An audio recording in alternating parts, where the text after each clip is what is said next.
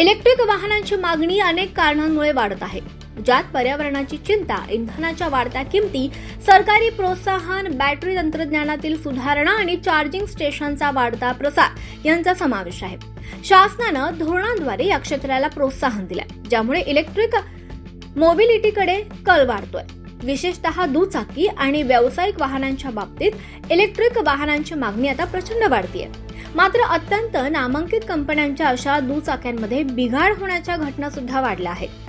4 महिन्यांपूर्वी विक्री झालेल्या एका अत्यंत नामांकित कंपनीच्या अशा अनेक इलेक्ट्रिक स्कूटर मधील बॅटरी अवघ्या 4 महिन्यातच निकामी झाल्यात.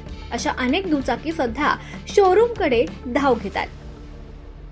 15 ते 20 दिवस अशा खराब झालेल्या दुचाक्या उभ्या करून बॅटरी येण्याची वाट पाहण्याची वेळ दुचाकी खरेदीकरांवर आलेली आहे. 3 वर्षांची हमी देण्यात आलेली अशी बॅटरी सदोष असल्याची बाब समोर आली आहे. बॅटरी चार्जिंग केल्यानंतर अवघ्या 5 ते 10 किलोमीटर गेल्यानंतरच 0% ती खाली येत असल्याचं आणि त्यामुळे स्पीड कंट्रोलर मोटार बंद पडण्याच्या तक्रारी नागरिक करतात. 4 महिन्यांपूर्वी विक्री झालेल्या अनेक अशा नामांकित कंपनीच्या दुचाकी मध्येच बंद पडल्याचं चित्र पाहायला मिळत आहे.